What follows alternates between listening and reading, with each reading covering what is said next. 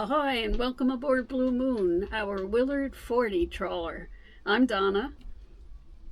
And who are you? I, oh, sorry.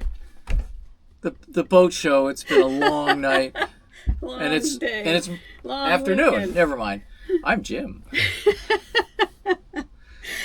So, And today we'd like to talk to you about emergencies on board. And specifically, we'd like to start with what happened this summer, which caused us to cut our cruise short by about a month. So, what happened was I started having some issues with nosebleeds. And you think a nosebleed isn't a huge deal. But I have this long history of sinus issues, including chronic sinus infections for decades. I've had numerous sinus surgeries in order to keep breathing. And you remember the time I had to actually have an IV for 6 yes, weeks. I wish we had a picture of that. Right. And Donna was high enough functioning. The doctor thought that we could do it on the boat, so they have this bag hanging up in her sailboat. Good times Good for all. times, She had to good have a times. PICC line put in. It's a whole big Yeah. unfortunate thing. But anyway, when recently I've been doing much better. The nosebleeds stopped about 10 years ago. And I've been very healthy, thankfully, right? yeah, Pretty much. yeah. Yeah. It's hard on a boat. It's so humid. You have to be very careful with molds, and of course the boat is our home. It's also a vehicle, so it has an engine. We have all sorts of not toxic chemicals, but fairly not innocuous chemicals, varnish and all sorts of solvents for the engine. So you have to be on your toes, and you have to be prepared to deal with some of these. Sometimes a severe medical emergency. We can be a day away from a hospital, Right. Or where, any kind of doctor. or any sort of doctor at all, or even a helicopter lift out. So you're on your own. You have to think that way. Correct. And we weren't as prepared for Donna's nosebleeds. She hadn't had any in a long time, but she had a severe one and then another severe one. So we had to run back to Connecticut. We figured over the course of a month, they kept getting progressively worse and worse. You may have lost just under a quart of blood. Right. We have some disturbing pictures that I'm sure Yeah. the powers that be won't May not like, so may I'm not not like, sure I so. should put them on. But let's start a little bit farther back. So about 2 weeks before our 2-month cruise in New England, I had a pretty bad nosebleed. I didn't think too much about it. I had some knee pain. I took some aspirins. I figured, okay. So I made my blood a little thin, Yep.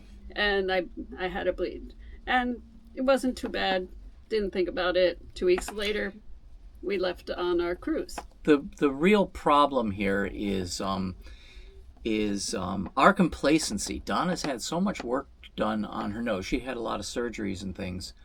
And you get beat up and you're bleeding and all, we get too good at being beat up and bloody. And I bounced back. And she always bounces back. Yeah. And for instance, our very first night out on our cruise, we went, it was like a 10-hour cruise to Montauk. And you can look up our previous video showing that.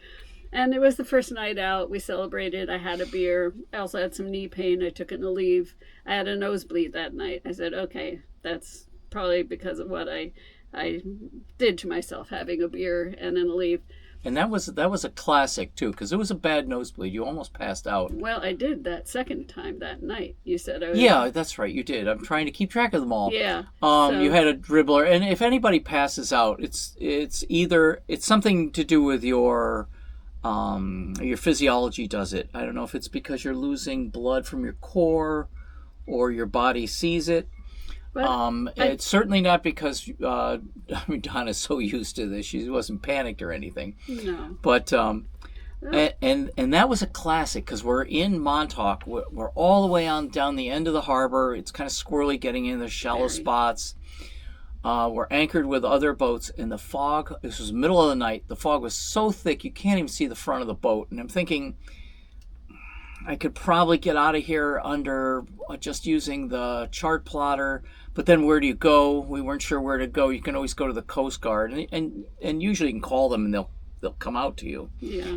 But so I'm thinking, I don't even think we could have gotten around the boats that were around us. We would have been bonking off those. The fog was so thick. It was.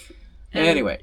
And so in this case, what do? You have someone passed out on the floor, and if I had not come to quickly, where do you go? What do you do? And in this case, since we didn't know the harbor, the best thing would have been to call the Coast Guard, and they could have picked me up and brought me to a hospital. But it did not come to that. And it was bad. You lost a lot of blood. Yeah. I was considering how to get a new wife for a while there. Just, I plan ahead. But being the pig-headed people that we are, the next day we had a very short open window to get to Block Island. I bounced back, and we continued on. So the long story short, I didn't want to hear the whole tirade, but get the care you need. If you think you need it. And in this case... and use better judgment than us. In this case, in hindsight, this kept happening, and we stayed out for like 6 weeks, and finally got as far as Cutty Hunk, which has no hospital, no doctor, no medical facility. I, again, was just about passed out. I don't know where they even have a helipad. They do have a helipad. I can't picture it. Yeah, anyway. But I'd probably have to drag her bodily down the anyway. Yeah. So the bottom line, if somebody passes out and they're not a screaming Mimi, then you should probably have it looked at. Yeah, right. Right away. That was our mistake, I think. So anyways, let's show you now what we cruise with. Right. We put this together. We call it our bleed kit. And it just has a couple very simple things that could really save your butt. First of all, here, you can be the display. Yes, I got very good at wearing one of these, because when you get a nosebleed, what you want to do is try to stop the blood flow and put some pressure on the area. You lean forward and you wait for 10 minutes. And if it doesn't stop, the other thing you can do is... hers was particularly bad. Luckily it wasn't in the posterior part of your nose. It's anterior, so it's up here in the front. But if you know anything about the way your nose works and how it heats air, it's really quite remarkable how much blood flow there is. Yeah. And that's why nosebleeds are such a mess. Or anything in your face, for that matter. Yeah, and in my case, I was actually hemorrhaging. So there was one day where I lost a whole pint and we had like... Oh yeah, I can prove it. I've got the picture. Again, I don't think you want to... No. And we had 5 ER visits and 2 overnights in the hospital and 2 minor surgeries later. She also had to have something called a rhino rocket. Oh. Rhino for nose. Yeah. And it's really quite... a neat device. And I wish we had one. They're quite expensive, but you can get them used on not used on eBay, but fell off the truck on eBay probably. Probably. It basically looks like a skinny little tampon, and not so little, especially when they're putting it up your nose. It's skinny. I didn't say it was little. And it's about 4 inches long, and they push it all the way through from the front all the way to the back of your. Basically the back of your throat. If this is all empty space, I know people point at my brain sometimes, say empty space, but it's really I see every time the doctor puts this thing in my ear, I go, well, Doc, what are you looking for? Light from the other side. So anyway, you put this thing in, and this is kind of the last ditch. Nothing else is helping. You put this thing in, and then you inflate it. Yeah, it has balloons. It has one, and the last one you had, it had two separate balloons. I mean, you're really moving up in the world. Oh yeah, I sure was. And then this was interesting. After the swelling went down, it started, one of them wasn't inflated enough, so it was just a tiny little bleeding. And the doctor, again, he looked at us, he goes, okay, you guys are used to this. So he gave me the syringe. He goes, you just inflate it a little bit. Right. And you just put this on the end, it has hoses hanging out of it. It looks grotesque. And it is grotesque. And then it feels pretty darn I don't know. bad. You're not a complainer, but boy, because it clogs all your nose and everything. You have to breathe through your mouth. Plus, you've got this painful thing sticking out. And It was 3 days. They wait. Yeah. It's very difficult for the doctor to do anything with your nose if you're bleeding. Mm-hmm. So you have to wait until the bleeding stops and then hurry up and cauterize or whatever you're going to do. Right. But we'd like to show you a couple of these things. Yes. Kind of neat over-the-counter things you can get. So one of them is bleed cease, and these are things that the ENT actually told us about. We found the first one based on what she said, and then we found a couple more. What do you got there? This is the bleed stop. Yep. So that's a little thicker. This one's a little lighter. Here, and why don't you water those? Okay. And this last one is called the nosebleed stopper plug. If you go on, just get it all wet. Get it all away. If you go on Amazon, there are all sorts of fun things. This one's a little bit different, but they all expand when they get wet. Wow. I hope you can see that. Wow, that's impressive. Yeah. Now the bleed cease, they say you can use it on a wound, and it'll help stop the bleeding. These are more specific for the nose, but this one you can use for the nose as well, and that is impressive. Well, this is EVA foam. It's like, do you ever see the little flat little dinosaurs, and you put them in water and they go, if you know what means. And that one's pretty good too. Right. And this was the other one. Yeah. Ooh. That's an alginate. Oh, that's interesting. Oh, so the alginate is to help stop the bleeding. It's basically seaweed. Right. So that one fell apart. Yeah. Oh. That's interesting. Yeah, I don't know. And that one didn't expand as much as I thought it would. Right. Though the ENT suggested you ball it up and put it in there, and then it expands. Yeah, and this one would just fill the whole space. That would fill the whole thing. I think I like that one the better for the way you were. For the way I was bleeding, that would have probably worked the best. Typically, if you've ever used something like an Afrin, this dilates the nasal cavity, and we didn't realize this. And our ENT that we found is wonderful. Yeah. But she said if you can't stop the bleeding, put a cotton ball absolutely saturated with this and put it in your nose and then clamp it, and it will constrict all the blood vessels that are causing the bleeding. Right. And I thought that was quite good, and that does work. Yeah. And it's super cheap to do this stuff. Right, and it's stuff easy on hand. Right. She suggested to do that and wait 10 minutes. Pull out the cotton ball, see if it stopped, do it again if it's still bleeding, and after 2 or 3 times, if it doesn't stop, you need to go to the ER. You gotta go to the ER, right. Right. Yeah. So those were our insights on nosebleeds. Yes.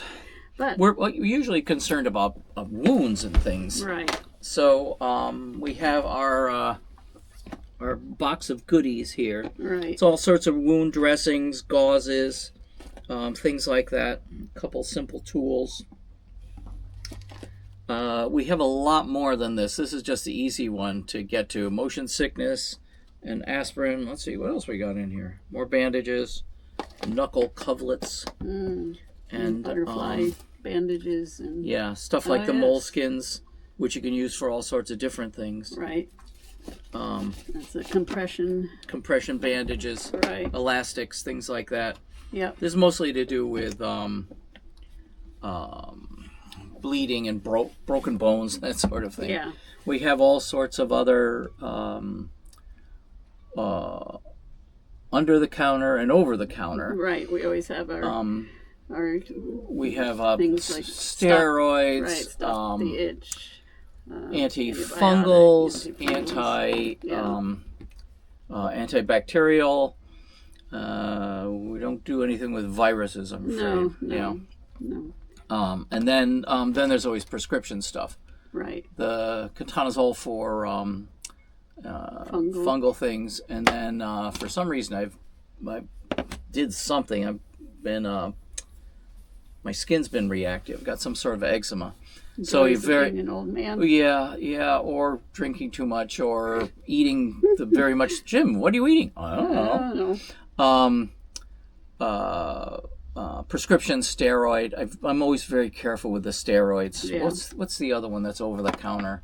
It's like 2 or 3%. Yeah, there is an eczema over the counter. That's a cortisone. Right. Yeah. And the Benadryl is actually antihistamine. Right, and helps itch. It's nice to have all these things, and then for chafing, or I actually use this for athletes' feet.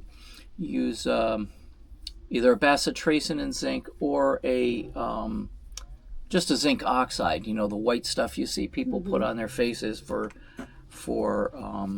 The sun. For the sun, or to look really cool. Ooh. Yes. Okay. All right.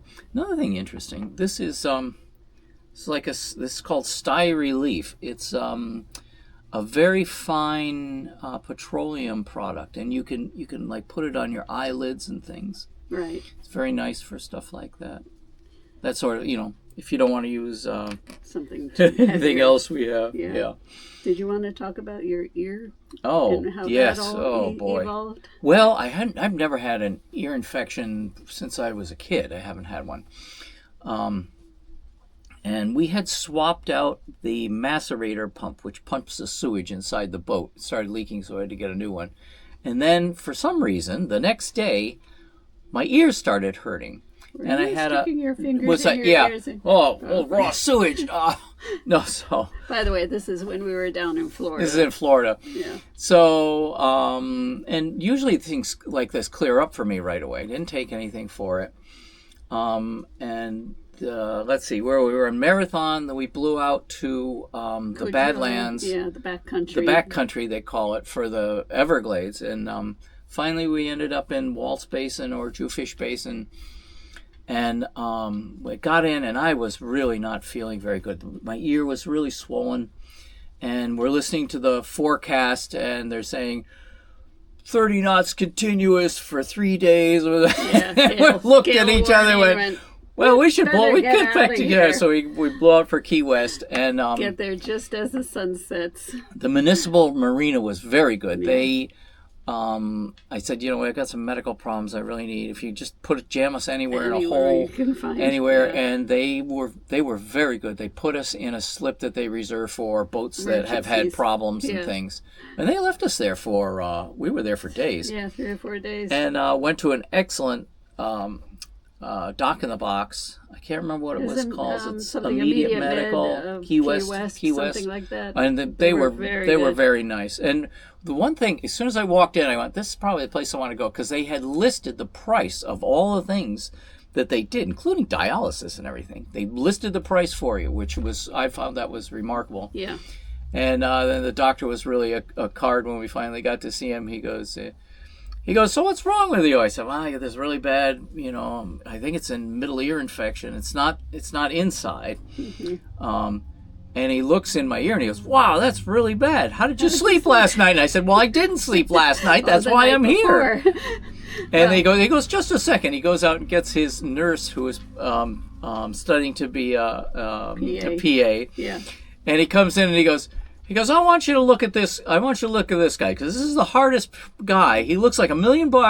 And then look in his ear, and she goes, oh no, I saw them in the waiting room. She was writing down all the things, all the timelines and everything. Yeah. And so he had to jam something called a wick in my ear. And I'm usually pretty good with pain, but that hurt. I said, Doc, gee, next time buy me a beer first. So, and then he used Cipro. I had to take Cipro, prednisone, which is probably the best thing, and then also Cipro droplets, right, which I could probably make up from a tablet. But if anybody knows about that, make crude comments. But and then it was okay. It took a long time, but I came back, started coming back right away. Right, and once again, in that case, we left and you were having some ear pain. Right. So our first mistake was Don't leaving leave Marathon if you're not 100%. Yeah. And we were out pretty far. You can just barely get a cell signal. Yeah. And nothing around you for miles and miles. So it was another case where we had to get someplace quickly. So what are we going to do next time? Probably the same thing. Probably. But don't do what we did. Yeah. No, don't And wait. make sure you've got enough of the bits and pieces. You shouldn't be ripping up bed sheets to make a bandage. if somebody's got a big gash in their arm, Right. or it's nice to have even basic tools. Somebody takes a big hook, because I've had this. Remember that hook I got in my foot? Oh, yes, I do. Went through my foot. It was a big, rusty, ugly hook. And there's no way you would have gotten out. So I had to push it all the way through till it came out the other side, and I cut it in half. Then when I went to the dock of the box for that, I had it taped on a board, a piece of wood, and I go, I need a tetanus shot because I had to do this. And they went, wow, Oh, and they had to go around and show it to everybody. Yeah. Because there's We make something quite wrong a with stir, us. don't we? I don't know. They see us coming and they hide. Sorry, lunch. But anyway, so a couple basic tools to get that fish hook out. Pliers, needle nose pliers, and the big dikes for cutting things. Right. Stuff for pain is tough. You don't want to. If you have a prescription for like a codeine, maybe, I don't know. I'm certainly not suggesting anything, but pain management can be really a problem when you're far away. Right.